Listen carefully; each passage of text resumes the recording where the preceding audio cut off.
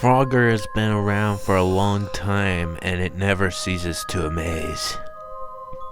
But there comes a price. Overshadowed by bigger franchises like Mario and Sonic, Frogger has been declining in sales. In fact, there have been numerous titles in the franchise that have been rocky at best, and an exception would have to be Frogger: The Great Quest, which was a massive flop to the franchise. The game ditched the magic of the original Frogger, replaced it with terrible graphics, bad voice acting, and mind-numbingly crappy platforming. Sure, both Tails actors from Sonic Adventure 1 and 2 are there, but the game lost all good taste. But do you want to know why the game was so bad in the first place? In 1995, Konami made a deal with Infogrames, the guys who made Alone in the Dark, to go produce Frogger games. The two studios soon had a lot of independent projects on their schedule, and all they ever did was Frogger as a collaboration. Desperate to get out of their contract and go their separate ways, Konami and Infogrames made one last Frogger game to cap off the trilogy. Development of the project was handed over to Blitz Games, the same developers of Frogger 2, since they couldn't find any other studio willing to produce the game. By February 2001, Frogger 3 at Frog's End was in full development phase, with scripts being written for the game. The plot was originally going to be much darker than the other two Frogger games. There was actually going to be dialogue that was never possible in a Frogger game before. Unfortunately, the Blitz studio caught fire and most of the game files were lost. With the release date drawing near, development was rushed and employees were overworked and traumatized over what just happened. They had to reuse assets from Frogger 2. I used to work at Infogrames as a producer. I never saw the beta when it was released to us, as I was busy working on other projects. However, from what I've heard, the game was described as too realistic, too graphic, too dark. It was then announced that Konami would cut us off, ultimately resulting in their own thing. Blitz had to rework the game from scratch without the Frogger license. That game would become Zapper, One Wicked Cricket. It was implied to be what Frogger 3 was intended to be, while the darker tone and story would later be put into Silent Hill 2. Meanwhile, Frogger got another game, labeled Frogger: The Great Quest, which it didn't sell good, given it was a far cry from what he usually had been through. I was exploring a storage unit when I came across a bin with a sign reading F3 Cancel Beta Version. Do not open. I assumed that F3 stood for Frogger 3.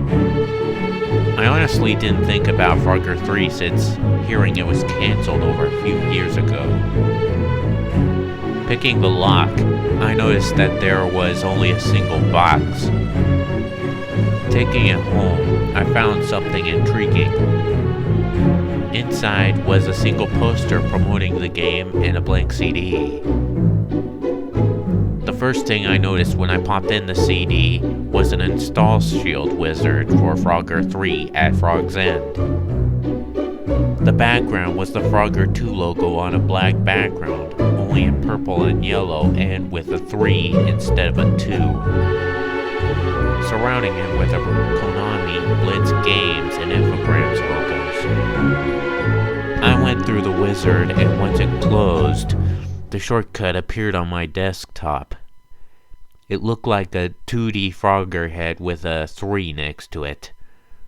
I clicked on the icon. A wave of nostalgia went through my head as the company logos faded in from black. The intro began with Swampy's lair from Frogger 2 exploding. I assumed this took place at the end of that game. The CGI here was in better quality and lighting when compared to the previous game. As it turns out, Swampy was in a UFO escaping the frogs, with Tad, Treeby, and Wart helping Frogger and Lily chase him. After 30 seconds of a montage of chase sequences, he crashes into a tree. The frogs look at him and then leave. He then looks at a poster of the game and growls angrily. Noticing the enemies shown on the poster, the crocodile then gets an idea, which is shown by a light bulb in his eyes, which then show a frog exploding. I noticed there was green blood when the frog exploded. It was surprising that Blitz attempted to bowdlerize the blood in this game. It was clear that Swampy wants to kill Frogger, judging by the imagery. The title screen came up, which is the Frogger 3 logo from the Install Shield wizard, with at Frog's End in red underneath. I pressed enter. The main menu then showed pictures of Frogger's model from Frogger 2, with 4 options next to it. Story, multiplayer, minigames, options, and exit. Minigames and multiplayer did nothing, so I assumed they were added in later. The background on the menu was dark blue. I chose story, then new game. I wish I hadn't pressed that button. The first level, the tutorial, is not unlike the level from Frogger 2, albeit bigger in design. I could actually explore the level this time. I also noticed the Frogger model was the same one from Frogger 2, similar to how the title screen worked. I knew right then and there that this was not just a render of some sort. There was an instruction for the quick hop glitch from Frogger 2, the one where you quickly hop in a direction and double jump. However, once I collected all 5 frog babies, there was a goal I had to reach in order to finish the level.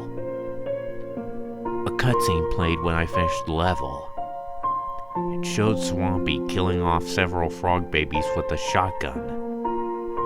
Again, there was green blood at the scene, but I was horrified at the sheer brutality this cutscene had to offer. Frogger and Lily hopped into the scene, causing Swampy to hightail it out of there. He spared a few babies, but the slaughter was enough to break Lily into tears. Frogger was also understandably pissed at the rampage, and he screamed into the sky.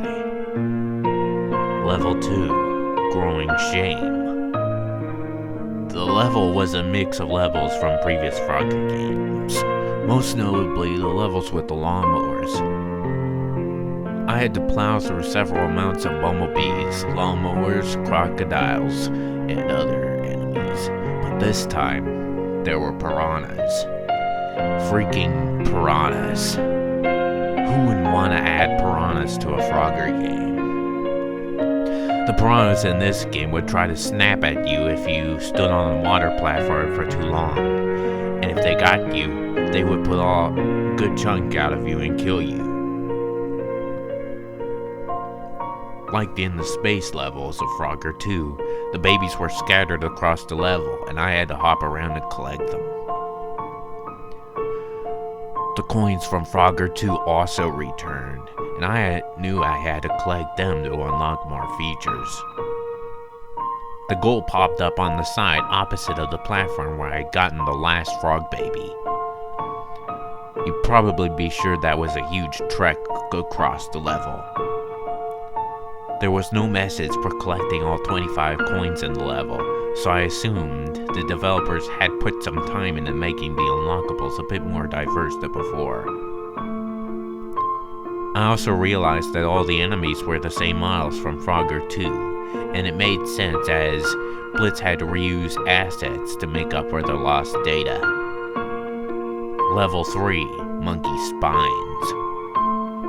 This level happens to take place in a rainforest. I didn't expect the lawnmowers to still be here, but you also had a lot more enemies to work with. Like beetles, warthogs, eagles, and now anvils randomly falling from the sky. The anvils and lawnmowers made absolutely no sense because it's a rainforest, but I pressed forward. The lighting here was much darker compared to the last two levels, probably because the trees were so huge and were blocking out the in-game sun. Again, no reward for collecting all the coins. Another cutscene played this time. Frogger had made it out of the forest and is now making his way to a mine, similar to what happens in Frogger 2, except Lily does not go to Egypt. Level 4, Fishing for Gold. The scenery was much darker, illuminated by a few torches. The rats were colored gray in this game, compared to their previously red color. I hopped on a minecart where the first frog baby was, and I was zooming through the track with surprisingly demonic speed. Once the ride ended, I was launched off the cart flying into a platform where the second baby was. Later, when I found the fourth baby, she was standing on a TNT plunger surrounded by numerous sticks of dynamite. When I hopped onto the plunger to get the baby, the dynamite began exploding, creating a massive wall of fire that I had to escape. When Frogger touched the fire, he instantly burned to a crisp, wasting a life. Fortunately, several extra little life butterflies were flying around the hallway, and they always respawned every time I lost one. During the chase, I noticed something odd. The fifth frog baby was in my path. In my haste, I missed the baby and the flames engulfed them, accompanied by a high-pitched squeal representing the poor tadpole dying. In my guilt, I jumped into one of the numerous pits in the hallway to restart the chase sequence. When I got back to the plunger, things seemed different. The plunger was now black. The flames were now a light blue to represent a hotter fire. When I got to the spot where the baby was, he wasn't there. I kept killing myself over and over again, the screen getting darker each time, until I was down to my last life. This time, there was a baby, but he wasn't red like usual. It was black. There was no blood, no burn marks. It was black as if all the color was drained from him. I got the baby, but before I could go any further, there was a massive wall blocking my path. I knew it was the end of the tunnel, and I didn't want it to end this way. Frogger getting burnt in a bluish hell. I tried finding anything in the darkness I could go to when I came across a small opening. I couldn't see well, as there was only a dim spotlight illuminating where Frogger was. I went to the entrance and found the goal, only it was far enough so I couldn't see it from the main hallway, and even worse, I saw that it was red. I hopped into the goal, and an unusual level completion screen came up. The background was gray, and there were no babies. This time I did get a message. All coins collected. Unlike... There were 2 buttons available. Accept and decline. I selected accept. Instead of continuing to the next level, an image popped up that horrified me. It was a close-up of Frogger, or what was supposedly him. I couldn't tell because I couldn't see anything. His skin was black, but his eyes were worse. They were gray and red. He was in complete darkness with what was supposedly a window behind him. I couldn't see much past the window. The image was accompanied with a loud screech that launched me off my chair. When I got up, there was nothing. The image just went just as it came. Level 5, Punishment. Unlike the other levels, there were no enemies. Frogger was still in the mine, but the walls were gray and the torches were out. His textures were the same from the image, and the level was accompanied with dead silence, besides the wind and the noises Frogger made. The light illuminating the mine was not seen, and the coins were red.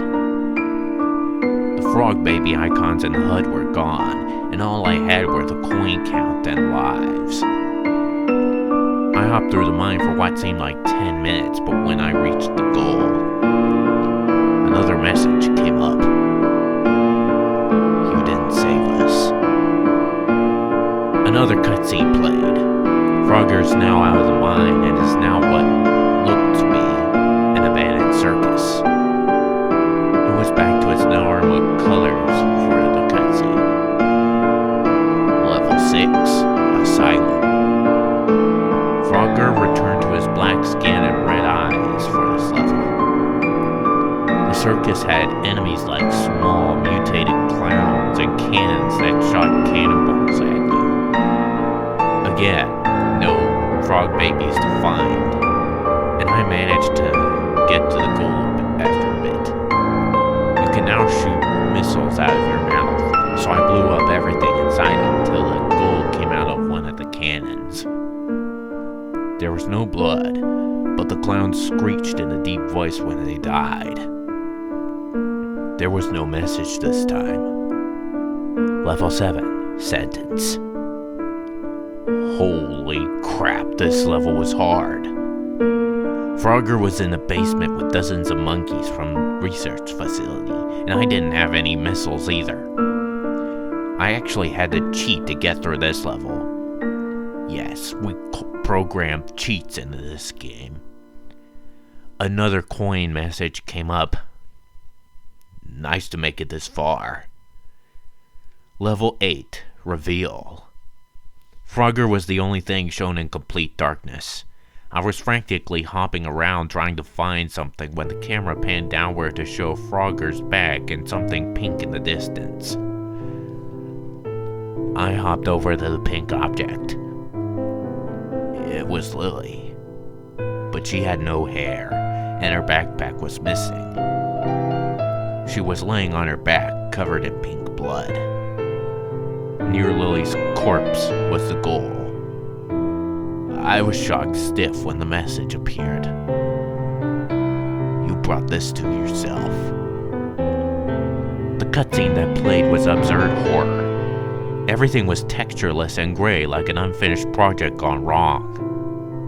The only thing that had textures was Frogger, looking forlorn. From what I can tell, he was exiting through a trapdoor near the circus and hopping for at least 30 seconds straight before entering a massive temple. The two statues guarding the entrance looked like frogs. Level 9, Truth. The inside of the temple had various colors, shapes, and objects. Frogger was on a narrow passageway, surrounded by dozens upon dozens of frog babies, all having black skin. I could see Lily's face for a split second. I hopped across the temple as many messages popped up. What good will it do? bring us back. Let us go. We can't stand for this. You are the monster." He did nothing. At this point, I was getting worried. As I went into the goal, one more message popped up. "You must pay. Level 10. Broken." I was in a small room with Swampy. He was throwing bombs at me and stomping the floor. I knew this was a boss fight. I noticed that I could shoot missiles again and fired barrages at the crocodile. I mashed missiles at Swampy, but while he did an animation of pain, I didn't see a health bar or anything that indicated his oncoming mortality. Instead, I got message upon message describing different things. "This isn't right. You let this happen. This won't change a thing. That is the wrong guy. You let them die. You failed. You can't save them now. Killing him won't matter." After all these messages, I knew what to do. I stopped firing missiles and just hopped onto him. I kept touching him until the last life. When I jumped into Swampy, Frogger exploded in a mess of green goo and flesh. One last message came up. "You did the only right thing." I haven't played through the game again since that day, although I still have that disc. I still think about it every time I look at that icon on my desktop. I want you to know about this game and what we have created. I just got something in the mail a couple of weeks ago. It was a USB drive. On it was a single PNG file. It was a drawing of Swampy standing over several frog parts, covered in a large amount of slime.